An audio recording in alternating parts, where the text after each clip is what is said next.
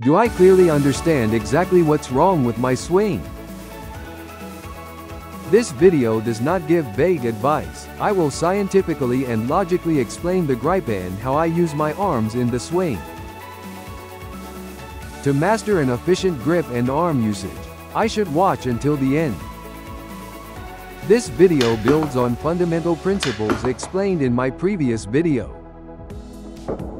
I can understand the swing form from this video alone. However, watching the previous video will deepen my understanding. The link is in the description, so I should watch the previous video too. Grip and arm usage for distance. Swing flow. Grip basics. Left hand pinky side. Right hand index side. The true neutral grip. Address is unnatural. 2 common errors. When does the club bend? Summary. Let's get started. First, I will check key points in the swing flow. Here, I will refer to Rory McIlroy as an example. My feet are slightly wider than shoulder width, with my right shoulder lower. The club head moves first, increasing the angle between the club and my arms. My arms rotate right, making them appear overlapped. Just before the club head reaches the top, the weight shift begins. Then, with pelvic rotation, the club head transitions into the downswing. When my left arm is parallel to the ground, the club to arm angle sharpens. Pelvic rotation decelerates when my arm reaches about 45 degrees. I push strongly with my left foot, accelerating the club head. At impact, my arms release rotation, returning to neutral. In the follow-through, my arms rotate left, revealing the back of my right hand. Now, let's look at the details. First, about the grip. There are strong, neutral, and weak grips. However, these are just surface-level differences. The fundamental neutral grip aligns with the club's center of gravity. The golf club's center of gravity is here. When I lay the club down, the center of gravity sits below the shaft. Since the center of gravity is here, tilting the club this way allows it to naturally rotate back.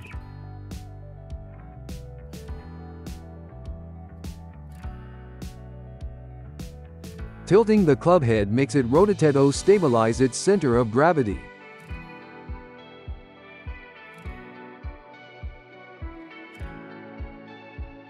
This happens both when still and in motion.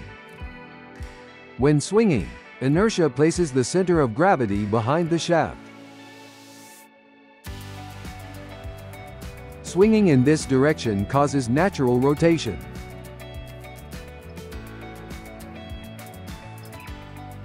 Swinging from this position causes the same rotation. The club head seeks stability in motion. From the shaft's perspective, it looks like this. A line connects the shaft's center to the club head's center of gravity, supporting at these 2 points like a lever allows stable control without rotation. Even slight rotation forces on the club. Reduce swing efficiency, change face angle, and decrease power and accuracy to achieve a stable and repeatable swing. I must understand the line connecting the shaft and the club head's center of gravity. To visualize this line, I lay the club flat and place tape on the grip and opposite side. Holding the club along this line balances it effortlessly. I recommend trying this method with my own golf club. Applying force along this line maximizes efficient energy transfer to the club. Next, let's look at how my hands should support these 2 points. Left hand supports the grip primarily with the little, ring, and middle fingers. The right hand supports the grip with the base of the index finger. Holding the club at these points is anatomical and mechanical significance. My left hand grips the club by hooking it with my little, ring, and middle fingers. This prevents wrist tension while securely pulling the club toward me. To understand this, I imagine pulling the rotating handle toward myself. To pull easily without rotation, I lightly hook my fingers to minimize force. This technique prevents handle rotation and keeps my wrist relaxed.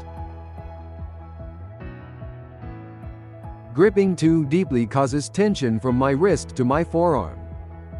This results in excessive tightness. Paradoxically, gripping too tightly encourages the handle to rotate toward me. To resist this rotation, I would need to grip harder or flex my wrist.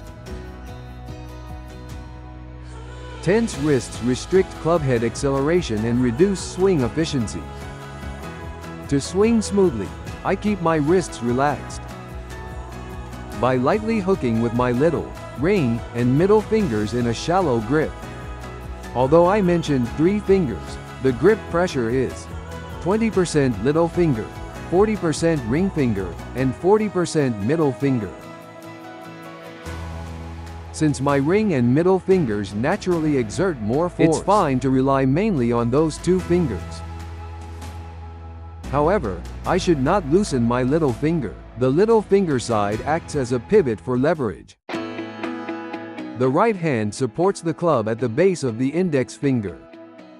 Supporting the club here stabilizes the pivoton and allows efficient pushing. For example, gripping normally like this is incorrect. This area is soft, so the club can easily shift or slip. Therefore, it's essential to support the club with the firm base of my index finger. However, this position alone may make the club unstable or prone to slipping. To counter this, I place my thumb firmly on top and wrap my index finger around for stability.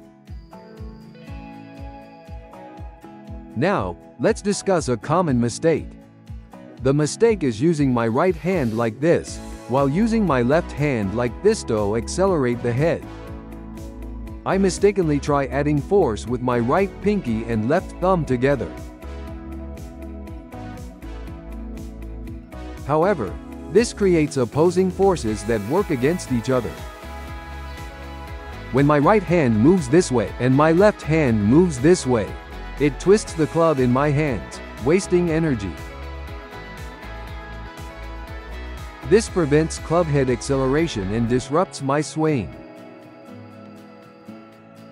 Moreover, it puts stress on my left thumb's base, potentially causing injury.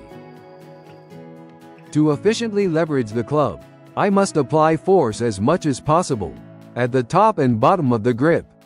Ideally, the left little finger side and right index finger side should support the grip. The other fingers should rest gently without interfering. Specifically, for the left hand, avoid placing the thumb straight along the grip. Instead, let it wrap slightly inward. This prevents excess pressure and reduces unnecessary tension. However, feel is important, so I do not ignore my left thumb completely. Trusting my grip feel can sometimes improve precision. With a foundation in basic physics, I encourage you to also trust your individual sense and find the grip that suits you best. There are various ways to overlap my hands. However, I do not recommend one specific method. I should choose whichever overlap feels best to me. The key fingers in my grip are my left pinky, ring, and middle fingers. Also, my right index finger and thumb play important roles. Other fingers should remain relaxed to ensure wrist flexibility. At the same time, try to find a grip that feels stable and secure for you. Next, I will explain gripping neutrally relative to the club's center of gravity. The earlier tape method clearly shows the neutral grip. Placing the club on my shoulder to balance it is also effective. In this position, I hook my left pinky, ring, and middle fingers around the grip. Then, I position the base of my right index finger and close my thumb gently. I gently rock the club to find a stable grip position. Using a mirror, I can check club face alignment and balance.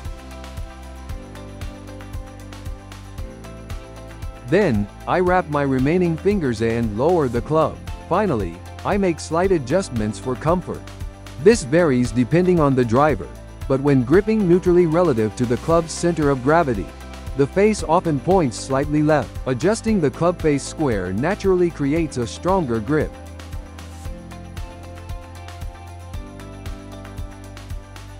Each club has a different center of gravity.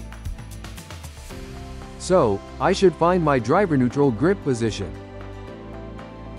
Of course, I will not set up this way every time. However, knowing the neutral grip position for all clubs is important. Next, I will cover common errors in address, takeaway, and backswing. At address, I externally rotate my upper arms while lowering my shoulders. Then, I pronate my forearms from this position. This is upper arm external rotation. This is internal rotation. This is forearm supination. This is forearm pronation. Raising my shoulders like this is incorrect. I must lower them instead. Lowering my shoulders pairs with upper arm external rotation. Raising my shoulders pairs with internal rotation. In daily life, my upper arms naturally rotate internally when bringing my hands together. This is a natural movement. That is why beginners often raise their shoulders and internally rotate their arm. A proper golf address may feel unnatural at first until you get used to it. Consciously externally rotate your upper arms and lower your shoulders. Then pronate your forearms to take your stance. When holding the club, I do not just squeeze my elbows to my body.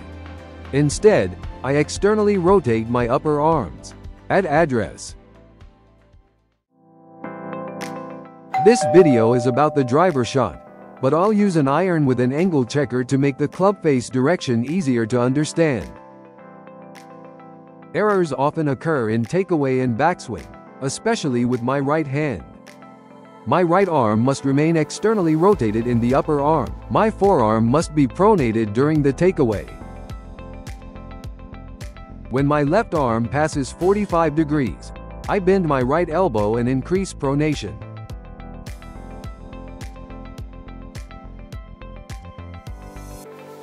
At the top, the club should rest in my right index finger's base. This allows the club head's center of gravity to align with the swing plane at the start of the downswing. This is what creates an efficient transition, with the club's center of gravity properly aligned. My right upper arm stays externally rotated, and my forearm stays pronated. However, my upper arm's external rotation and forearm supination often work together. Likewise, internal rotation of the upper arm naturally pairs with forearm pronation. This means errors can result from incorrect arm or forearm movement. If my forearm supinates along with upper arm external rotation, applying force at my right index finger's base and left pinky leads to this motion. It leads to an incorrect backswing, causing an outside-in swing path.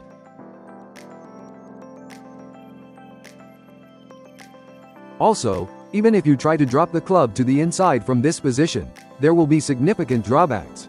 First, this path is misaligned with the club's center of gravity. As a result, it is harder to apply force with my right hand, causing unwanted rotation. Also, if my forearm supinates, the club face opens and closes excessively. Compared to the correct motion, the face moves more.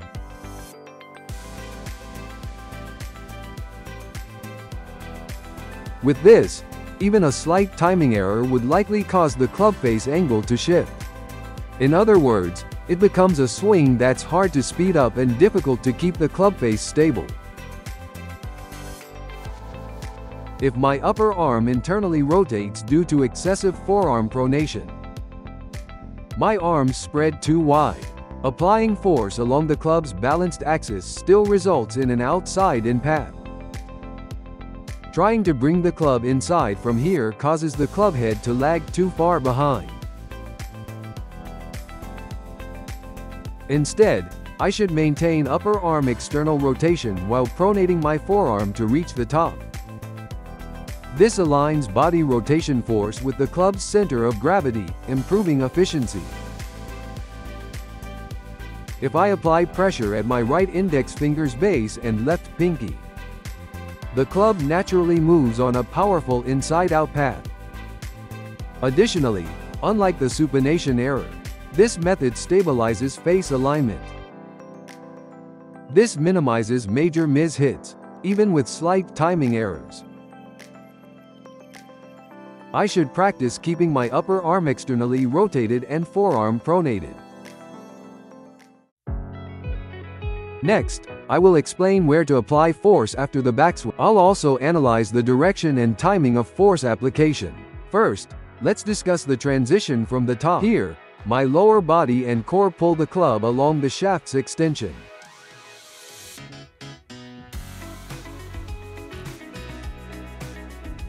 This is the phase where strong force is applied to the 2 points mentioned earlier. During the downswing, my hands begin circular motion in this direction. However, the heavy club head lags due to inertia. This creates force at my right index finger's base, while my left pinky, ring, and middle fingers pull. As a result, the club naturally flexes. But I must avoid a key misunderstanding. I do not deliberately flex the shaft with my hands during the transition. While the club starts flexing here, the peak flex occurs when my arms are nearly horizontal. I never force this movement early in the transition. In fact, forcing it this way is incorrect technique. Shaft flex should occur naturally after the downswing begins. It should result from the club head lagging due to inertia. There are 3 key reasons this method is effective. To move the club efficiently, to use the force to hold, to sync the timing of the club's rebound. To demonstrate, I will use a club placed on the ground. Imagine this position as the top of my backswing. To move the club efficiently from here, I must pull it along the shaft's extension. However, if I pull while applying force incorrectly, the club feels much heavier. To understand this, I should consider the mechanics of lifting a club. To move the club efficiently with minimal force, I should apply force like this. However, lifting while changing the club to arm angle creates torque, making the club feel heavier. For the same reason, if I apply force like this during transition, I will use more energy but produce less swing speed. I encourage trying to move a club as fast as possible from this position. Not like this, but like this, much easier and faster to lift the club. To generate maximum power, I must transfer as much energy as possible to the ball. To achieve this, the most efficient way is pulling along the shaft's extension. When my arms pull along the shaft's extension, the club moves efficiently. Meanwhile, the arm-to-club angle gradually sharpens. This results from the club head's inertia, which resists movement. At this stage, it may seem like the head is lagging too much. But that is not the case. In fact, this actually accelerates the club head further. To illustrate this, I will use a pulley-connected rod. This represents my arm. This represents my golf club. Initially, pulling in a circular motion gradually closes the arm-club angle. However, once you pass this point where the angle becomes sharp, a natural opening force begins to act on the club.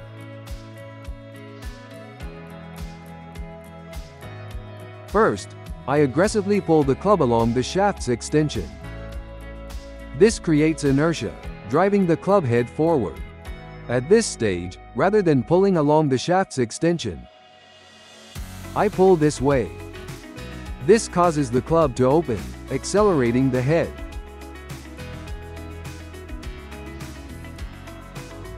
But what happens if I manually rotate the club with my hands?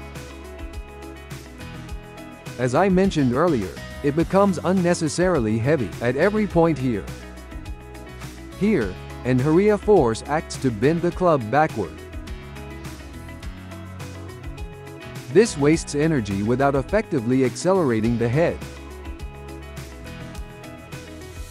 A second reason why delaying the club head helps accelerate it is arm force application. Early in the downswing, the club's movement naturally increases pressure at two key points, the base of my right index finger and my left pinky. This force results naturally from the club head lagging behind. Again, I am not actively pulling with my left-hander pushing with my right hand. It's just holding, keeping the left fingers from opening and the right hand from bending. I call this method of force application holding power. Holding power is a crucial concept, so I will explain further with a grip test. Grip strength results from forearm muscle contraction, which pulls the tendons in my fingers, closing my grip.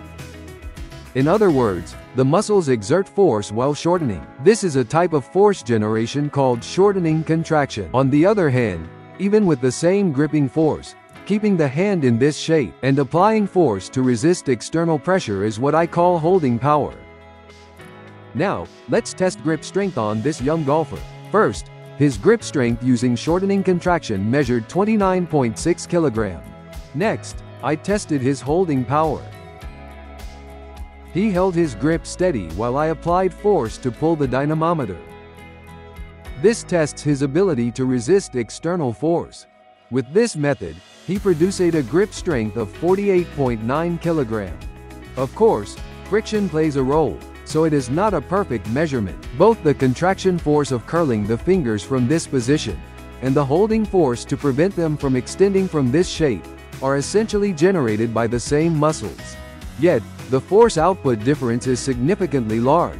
Moreover, shortening contraction strength builds up slowly. Holding power generates strong force instantly and efficiently. In shortening contraction, I feel like I am exerting maximum effort.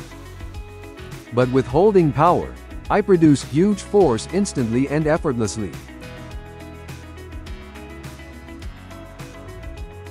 Shortening contraction is hard to sustain, produces less force, and is slower.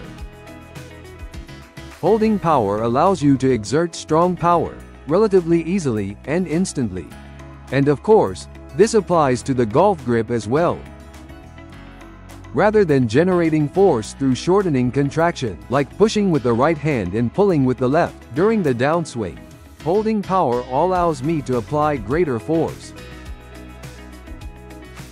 Additionally, holding power utilizes stretch reflex and tendon elasticity. The right hand stretch reflex is crucial for accelerating the club head. I hold my right wrist and elbow in flexion. As my downswing speeds up, the club tilts more forcefully. This increases the bend in my wrist and elbow under load. This stretches the muscles and tendons in the forearm and upper arm, activating the stretch reflex. The stretch reflex is an unconscious, instantaneous contraction of muscles and tendons when they are stretched. For more on this, watch my jump video. The link is in the description. Specifically, the forearm muscles that flex the wrist in this direction, and the upper arm muscles that extend the elbow, work powerfully in an instant, causing both the elbow and wrist to extend with force. As I've said many times, this bending motion of the club is not caused by applying force with both hands like this. Pulling along the shaft's extension causes the head to lag. Resisting this lag allows me to use holding power and stretch reflex. This differs entirely from forcing the club to flex during transition. By the way, when you tense up, you usually engage your hands and arms too early. If I engage my arms too soon, I replicate the incorrect movement shown earlier. This is a form of shortening contraction. As seen in grip tests, despite feeling effort, it produces far less force than holding power. Tilting the club early in the downswing is also incorrect. As shown earlier, the club naturally tilts, making it feel even heavier. This means I exert less force yet require more effort. This, in my view, explains why tension slows head speed. Even with a flexible shaft, the time it takes for a golf club to bend and then snap back is just a split second. So, if you apply force and bend the shaft during the transition like this, the rebound will likely finish around here.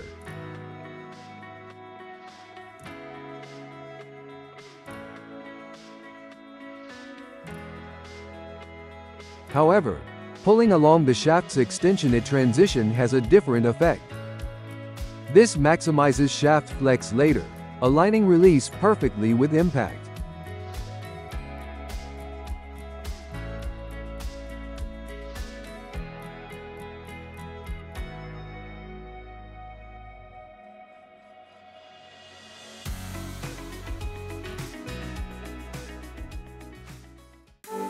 The importance of grip. Strong, neutral, and weak grips only provide minor adjustments. An efficient grip is based on a neutral hold aligned with the club's center of gravity. Using my fingers properly, hook the club firmly with the left pinky, ring, and middle fingers, and support it with the right index finger and thumb. This leads to a more stable swing. How to use force during the transition. As the arms begin a circular motion and the club is naturally pulled along, the swing progresses efficiently. Holding power and stretch reflex.